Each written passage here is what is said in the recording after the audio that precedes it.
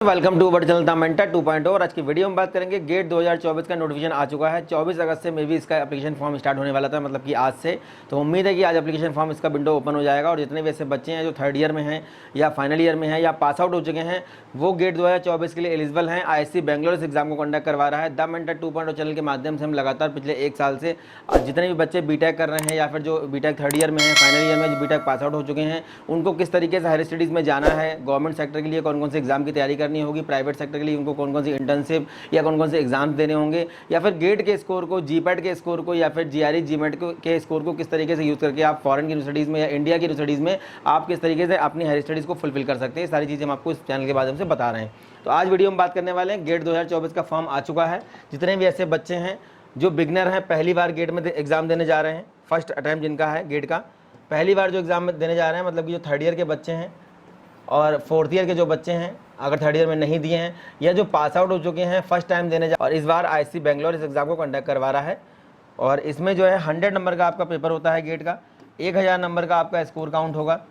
और पिछले साल तक 29 डोमेन में आपका ये एग्जाम कंडक्ट होता था, मतलब कि 29 पेपर कोड में आपका ये एग्जाम कंडक्ट होता था। इस बार डेटा साइंस और आर्टिफिशियल इंटेलिजेंस एक नया सब्जेक्ट ऐड किया गया है। इस बार आपका जो है गेट का जब आप एप्लीकेशन फॉर्म भरेंगे तो एप्लीकेशन फॉर्म भरने में थोड़ा सा आपको सावधानी बरतनी है, क्योंकि अगर आपने कोई गलती कर दी उसमें या कोई भी आपका मिस्टेक हो गया तो उसको करेक्ट करने के लिए जब मॉडिफिकेशन विंडो ओपन होगा तो उसमें आपका 500 रुपये आपको अलग से देने पड़ेंगे। कहीं कहीं पे ज़्यादा अमाउंट भी है, तो इसी का थोड़ा सा आपको ध्यान रखना है।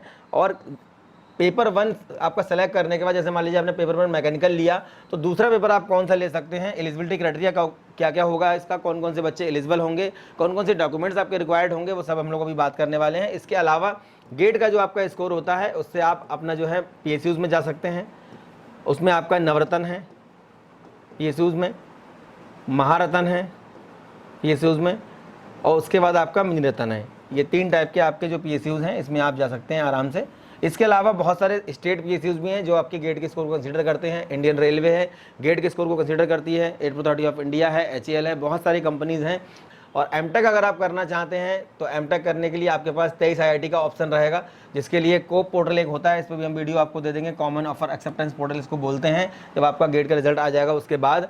और अगर आप NITs में जाना चाहते हैं तो NITs के ऑप्शन आपके पास अवेलेबल रहते हैं MTech के लिए, और इसमें आपका CCMT के नाम की एक वेबसाइट है, वो आपका काउंसलिंग कराती है। इसके अलावा बहुत सारी सेंट्रल की यूनिवर्सिटीज़ आपकी रहती हैं जहाँ पे आप जा सकते हैं। तो बहुत सारे फ़ायदे हैं गेट के एग्ज़ाम को देने के। जितने भी ऐसे बच्चे हैं जिन्होंने बीटेक 2023 में एडमिशन लिया है या 2022 में एडमिशन लिया था, और उनको अगर अभी ये अफसोस है, कोई मलाल उनको रह गया कि हम गलत कॉलेज में आ गए हैं या रॉन्ग ब्रांच हमने चूज़ कर ली है, या मेरे मतलब का ये सेक्टर नहीं है, मेरे मतलब इंटरेस्टेड फील्ड में मैं नहीं हूँ अभी, तो उनके पास एक रास्ता और होता है गेट। एक रास्ता आपके पास गेट है। गेट का एग्जाम देने के बाद बहुत सारे रास्ते खुलते हैं आपके। और बहुत सारे ऐसे बच्चे हैं जिन्होंने एवरेज इंजीनियरिंग कॉलेज से बीटेक किया है, उसके बाद गेट का एग्जाम दिया है, MTech किया, MTech करने के बाद इंटर्नशिप किया, और बहुत बड़ी बड़ी कंपनीज में बहुत अच्छे अच्छे पैकेज में वो आज काम कर रहे हैं, अपना स्टार्टअप वगैरह चला रहे हैं। तो फिलहाल बात कर लेते हैं गेट 2024 में क्या क्या फीचर्स हैं और क्या क्या इसमें चेंजमेंट किए गए हैं। एप्लीकेशन फॉर्म 24 अगस्त, मतलब कि आज से स्टार्ट होने वाला है, मे भी हो सकता है आज ओपन हो जाएगा। लास्ट डेट आपकी 13 अक्टूबर है लेट फीस के साथ, तो आप 29 सितंबर से पहले इसको आप फिल कर दें। मॉडिफिकेशन विंडो आपका 7 नवंबर से स्टार्ट होगा, 11 नवंबर तक खुलेगा। एडमिट कार्ड आप डाउनलोड कर सकते हैं 3 जनवरी को। गेट एग्जाम आपका होगा 3, 4, 10, 11 फरवरी 2024। आंसर की आपका जो आएगा वो आएगा 21 फरवरी को। आंसर की में अगर आपको ऐसा लगता है कि कोई आपने क्वेश्चन किया है और वो क्वेश्चन आपको सही लग रहा है, वहाँ पे गलत है, कुछ भी दिक्कत अगर आपकी होती है, कोई भी अगर आपको डाउट उसमें आता है, तो आंसर की को चैलेंज करने के लिए 22 फरवरी से 25 फरवरी के बीच में ये आएगा। और उसके बाद आपका जो गेट का स्कोर कार्ड आएगा लास्ट में, रिजल्ट आपका 16 मार्च को, जो कि हर साल आता है मार्च में, और 23 मार्च को आपका फाइनली स्कोर कार्ड आपके हाथ में आ जाएगा। उस स्कोर कार्ड को यूज़ करके आप डिफरेंट सेक्टर्स में अपना हायर स्टडीज़ में या फिर PSUs में या फिर जॉब के लिए या फिर और भी तरीके से उसको आप यूज़ कर सकते हैं।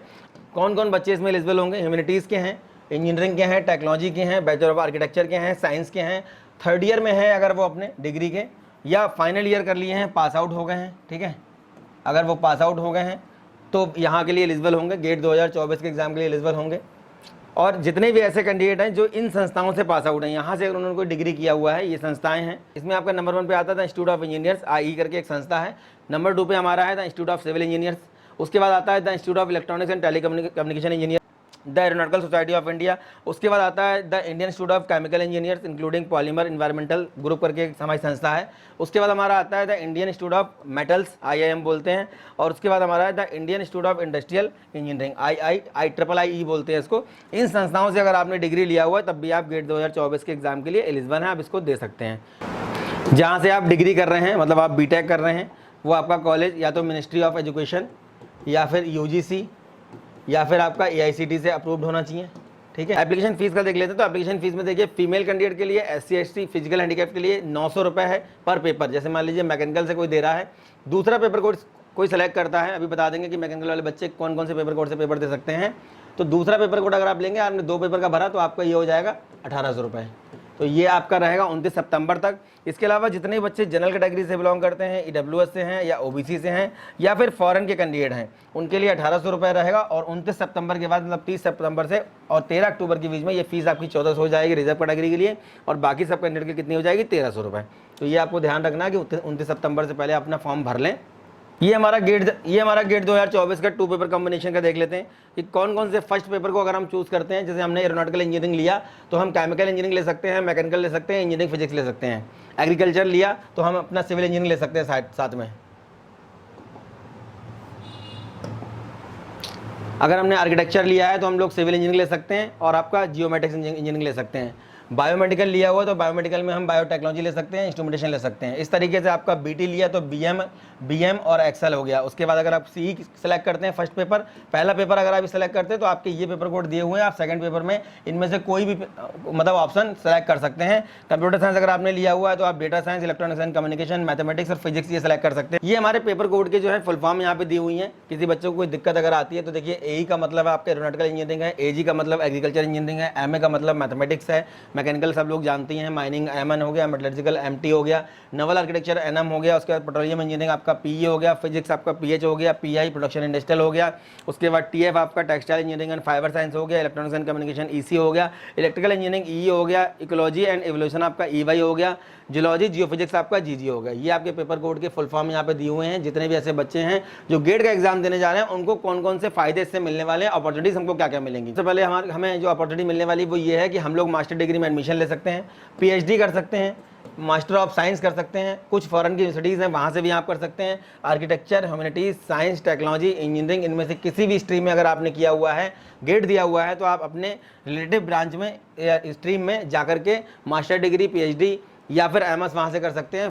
फाइनेंशियल असिस्टेंट हमको क्या मिलने वाला है, जितने भी बच्चे क्वालिफाई करेंगे गेट, तो इन सारी स्ट्रीम्स में अगर वो MTech करने जाते हैं, चाहे वो IIT से MTech करें, चाहे वो NIT से MTech करें, या वो किसी सेंट्रल गवर्नमेंट यूनिवर्सिटी से MTech करें, या फिर वो किसी प्राइवेट से करें, कहीं से भी आप MTech करने जा रहे हैं तो आपको 12,400 रुपये पर मंथ का ये आपको फेलोशिप मिलेगी, जो कि आपको 22 मंथ तक दी जाएगी लगातार, ठीक है, जब तक आपका MTech चलेगा। इसके अलावा अगर आप PhD करते हैं, PhD आप IIT से करेंगे या किसी और संस्थान से PhD कर रहे हैं, तो आपको 37,000 रुपये मिलेगा पहले 2 साल में, और बाद वाले 3 सालों में आपको दिया जाएगा 42,000 रुपये। देखिए दिया हुआ है यहाँ पे। रिक्रूटमेंट देख लेते हैं हम लोग, कहाँ कहाँ रिक्रूटमेंट हमारा होने वाला है, कहाँ कहाँ हमको जॉब मिलने वाली है। जितने भी हमारे PSUs हैं, देखिए PSUs में आपका भेल है, गेल है, NTPC है, कोल इंडिया है, उसके बाद IOCL है, MDSL है, उसके बाद एयरपोर्ट अथॉरिटी ऑफ इंडिया है, उसके बाद HAL है, जितने भी आपके नेशनल हाईवे आपका जो है अथॉरिटी है, उसके बाद आपका NMDC है, उसके बाद पोसोको है, उसके बाद राष्ट्रीय इस्पात निगम है, पावर ग्रिड है। जितने भी आपके नवरत्न महारत्न के आपके PSUs हैं, सभी PSUs में आपको गेट का स्कोर कार्ड कंसीडर आपका किया जाता है। जितने भी ऐसे बच्चे हैं जो BTech 3rd ईयर में हैं, 4th ईयर में हैं या पास आउट हो गए हैं, जनरल एप्टीट्यूड आपका जो है ये आएगा आपका 15 नंबर में। इंजीनियरिंग मैथमेटिक्स आपकी जो है ये आपकी आएगी लगभग 13 नंबर में। कंप्यूटर साइंस ब्रांच को अगर हम लोग हटा दें तो 13 नंबर की आपकी इंजीनियरिंग मैथमेटिक्स, जो कि आप फर्स्ट ईयर में पढ़ते हैं, और जनरल एप्टीट्यूड आपका 15 नंबर में, जो कि आपको अलग से पढ़ना पड़ेगा। इसके अलावा 72 मार्क्स में आपका जो है जो आप सेलेक्ट करेंगे सब्जेक्ट अपनी ब्रांच के हिसाब से, वो सब्जेक्ट आपसे पूछे जाएंगे। तो इसका पैटर्न जो है इस पर भी हम लोग बात कर लेंगे नेक्स्ट वीडियो में। जितने भी ऐसे बच्चे हैं जो गेट देना चाहते हैं, 29 सितंबर से पहले अपना फॉर्म भर दें। बहुत सारे फायदे हैं गेट देने के। द मेंटर 2.0 चैनल पर मैं इस तरीके से लगातार आपको हायर स्टडीज़ के रिगार्डिंग PSUs में किस तरीके से जाना है, DRDO है, ISRO है, या फिर जो भी आपकी सेपरेट वैकेंसीज निकलती रहती है, उनके बारे में लगातार आपको प्रयास कर रहा हूँ पिछले 1 साल से बताने का, आगे भी करता रहूँगा। उम्मीद करते हैं हमारी दी गई जानकारी आपके काम आती होगी। नेक्स्ट वीडियो में मिलेंगे अच्छे टॉपिक के साथ। तब तक धन्यवाद, थैंक यू वेरी मच।